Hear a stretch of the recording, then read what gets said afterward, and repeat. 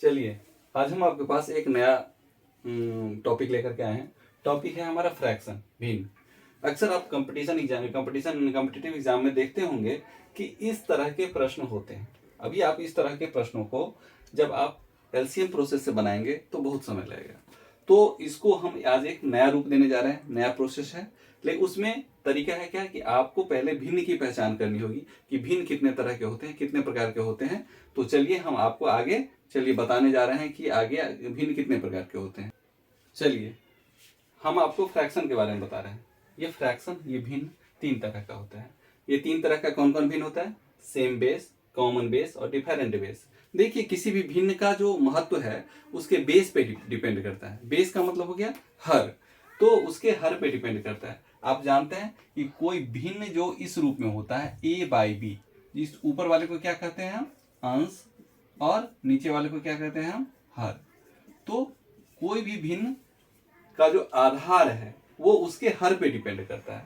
तो हम कैसे समझेंगे कि कौन किस प्रकार का भिन्न है? तो हम इसको क्या करेंगे, सबसे पहले हम देखते हैं जिसका हर समान हो, जिसका हर समान हो, हर समान हो। तो हर समान हो मतलब क्या हो गया? एग्जाम्पल के तौर पर हम आपको एग्जाम्पल इसका यहाँ पे लिखते हैं।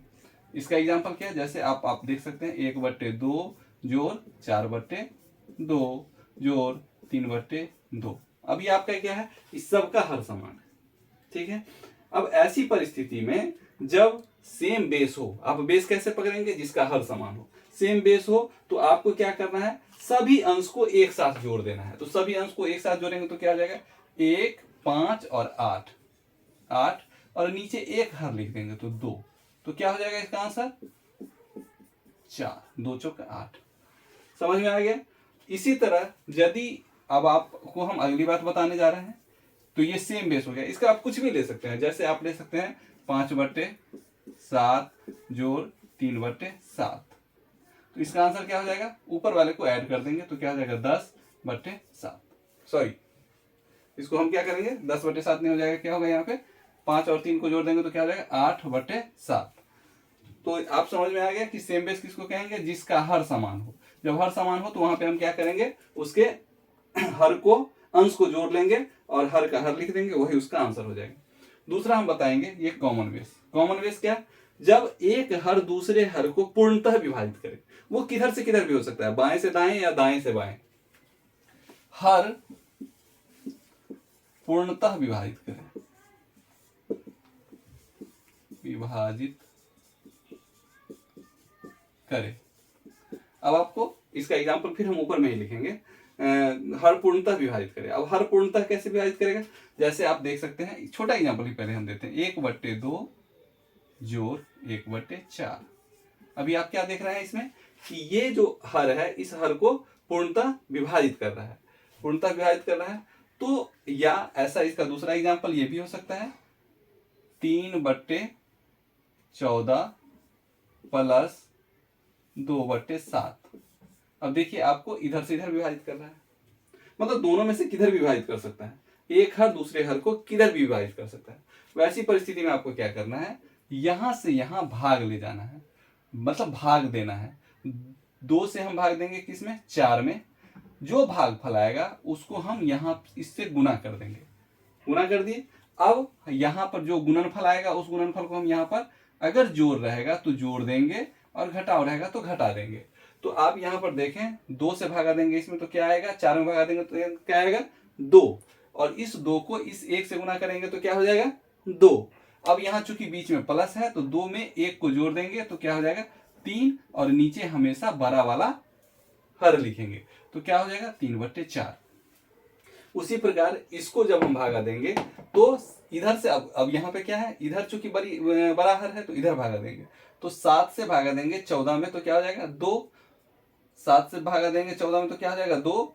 14 से यहाँ जो हमारा भागफल आया 2, 2 को इससे 2 से गुना करेंगे तो क्या आ जाएगा? 4। और यहाँ चूंकि प्लस है तो यहाँ 4 और 3 को जोड़ देंगे तो क्या हो जाएगा हमारा? 7। और नीचे क्या है? बड़ा वाला हर हमेशा लिखेंगे तो 14। तो ये हमारा हो जाएगा, इसका आंसर 7/14। तो ये हमारा कॉमन बेस हो गया। अभी आपको इसमें हम एक और बात आपको बताना चाहेंगे अभी, ठीक है। इसमें हम बताना ये चाहेंगे आपको कि आप देखेंगे कि जैसे ही इसको थोड़ा हम डिलीट करते हैं, इसको हम जैसे अगर आपके पास है 15 पूर्णांक, हम पहले सेम बेस का एक एग्जांपल देते हैं, 15 पूर्णांक 3/4 जोड़ 17 पूर्णांक 1/4। देखिए जब आप इसको सामान्य मेथड से बनाएंगे तो क्या करेंगे, इसके पहले इसको तोड़ेंगे, इसको तोड़ के प्रॉपर फ्रैक्शन में लाएंगे और तब इसको बनाएंगे। लेकिन हम इसको जो अपने मेथड से बनाते हैं तो हम 15 और 17 को जोड़ देंगे तो क्या हो जाएगा 32। और ये क्या है, सेम बेस है, तो सेम बेस में क्या हो जाएगा, ऊपर का ऊपर जुट जाएगा, यानी 3 + 1 बराबर क्या हो जाएगा 4 और बट्टे 4, यानी क्या हो जाएगा ये 1, यानी इसका आंसर हो जाएगा 33। ये आप सेम बेस का एग्जांपल देख लिए। उसी तरह अगर इसमें अगर सेम बेस में अगर यह क्या हो, माइनस हो, घटाव हो, जैसे आप ले सकते हैं 18 पूर्णांक 7/12 माइनस 7 पूर्णांक 3/12। अब देखिए आप 18 में से यहाँ पर ये क्या है, ये पूर्ण में से पूर्ण को घटाएंगे, पूर्ण संख्या में से पूर्ण संख्या को घटाएंगे, तो 18 में से 7 को घटाएंगे तो क्या हो जाएगा 11। और फिर अब आपका ये सेम बेस है, तो सेम बेस में क्या करेंगे, अंश में से हर को घटा देंगे, यदि जोड़ रहेगा तो जोड़ देंगे और घटाव रहेगा तो घटा देंगे। तो 7 में से 3 को घटाएंगे तो क्या हो जाएगा 4, और नीचे एक हर लिखना है यानी 12, ये कट जाएगा तो क्या हो जाएगा 1/3, यानी इसका आंसर हो जाएगा 11 पूर्णांक 1/3। ये आपने आप सेम बेस का समझ गए। सेम बेस का समझ गए। दूसरा होता है, हमने आपको बताया कॉमन बेस, और कॉमन बेस का जो तरीका होता है वो भी मैंने आपको बता दिया है। एक छोटा सा एग्जांपल लेते हैं इसमें कॉमन बेस में। सेम बेस का हो गया, अभी हम कॉमन बेस का एग्जांपल लेते हैं। जैसे ले लीजिए 5 पूर्णांक 1/4 जोड़ 7 पूर्णांक 1/8। अभी आप क्या करेंगे, इसको 5 और 7 को जोड़ देंगे तो क्या हो जाएगा 12, और यहां से यहां इसको भागा देंगे, 4 से भागा देंगे 8 में तो क्या हो जाएगा 2। यहां पर भागफल हमारा क्या आया 2, 2 को हम इससे गुना करेंगे तो क्या हो जाएगा 2 × 1 = 2। अब बीच में चूंकि प्लस है तो 2 और 1 3, तो यहाँ क्या हो जाएगा 3, और नीचे हमेशा क्या होगा बड़ा वाला हर होगा, तो 12 पूर्णांक 3/8। अब आप इसको समझ गए। हम इसी में एक घटाव का भी एग्जाम्पल ले लेते हैं। घटाव का एग्जाम्पल क्या रहेगा, 16 पूर्णांक 3/4 माइनस 5 पूर्णांक 1/8। ठीक, अभी आप क्या करेंगे, 16 में से 5 को घटाएंगे तो 11 होगा। अब आप देखिए 4 से 8 को कट करेंगे तो 4 दूनी 8, यहां पर हमारा भागफल क्या है 2। अब जो भागफल है उसको हम इससे गुणा करेंगे, 3 से गुणा करेंगे, तो 2 × 6, और ये 6 में से आप इसको घटाएंगे, 1 को घटाएंगे तो क्या हो जाएगा हमारा 5, तो यहाँ 5 लिख देंगे, और यहाँ पर क्या हो जाएगा हमेशा बड़ा वाला। समझ गए। अब आपको सेम बेस और कॉमन बेस दोनों समझ में आ गया। तीसरा हम बताते हैं डिफरेंट बेस। डिफरेंट बेस का मतलब हो गया ये, तीसरा हमारा different base. Same base common base आपका क्लियर हो गया, तीसरा हमारा होता है डिफरेंट बेस। अब डिफरेंट बेस में क्या है, जो जिसका हर ना तो समान हो और ना ही कॉमन हो, ना तो वह समान हो और ना ही वह एक दूसरे को काटे। जैसे एग्जांपल देखिए 1/2 प्लस 1/3, ना तो यह सेम है और ना यह कॉमन है, तो ऐसी परिस्थिति में क्या करेंगे आप, इसको इससे गुना कर देंगे, इसको इससे गुना कर देंगे, दोनों का जो गुणनफल होगा वो यहाँ पर ऐड कर देंगे। तो यहाँ इसका गुणनफल 2 हो गया, इसका गुणनफल क्या हो गया 3, तो 2 और 3 को जोड़ेंगे तो क्या हो जाएगा ऊपर में 5, और नीचे वाले को गुना कर देंगे हर को, तो हो जाएगा 6। यहाँ पर प्लस या माइनस होगा अगर घटाव रहेगा, तो जैसे अगर आपको है 3/5 माइनस 1/6, तो यहाँ पर क्या करेंगे 5 को इधर से गुना करेंगे तो यहाँ 5 हो जाएगा, 6 × 18, 18 और 5, तो 18 में से 5 जाएगा तो क्या हो जाएगा आपका 13, और नीचे वाले को गुना कर देंगे तो 6 × 5 = 30। उसी में अगर यहाँ पे अगर मान लीजिए कोई पूर्णांक लगा हुआ रहेगा तो पूर्णांक का अलग काम कर लेंगे, जोड़ रहेगा तो जोड़ कर लेंगे, घटाव रहेगा तो घटाव कर लेंगे।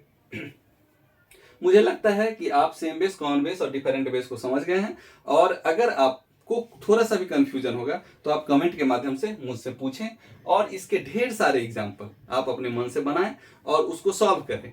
और सामान्य विधि जो आपका एलसीएम वाला प्रोसेस है उससे भी एक दो प्रश्नों को सॉल्व करके जरूर देख लें, ताकि आपको हमारे इस ट्रिक पर विश्वास बना रहे। और ये ट्रिक 100% प्रूफ है, एकदम गारंटेड ट्रिक है, और आप इस ट्रिक के माध्यम से किसी भी भिन्न के जोड़ या घटाव को आप बहुत आसानी से बना सकते हैं। तो चलिए अब आप इसको प्रैक्टिस करें और प्रैक्टिस करके मुझे बताएं कि आपको ये वीडियो कैसा लगा। और ये वीडियो अगर आपको पसंद आया तो इसको आप लाइक कीजिए, शेयर कीजिए और सब्सक्राइब कीजिए यदि आप पहली बार हमारे वीडियो को देख रहे हैं तो। चलिए मिलते हैं फिर अगले वीडियो में।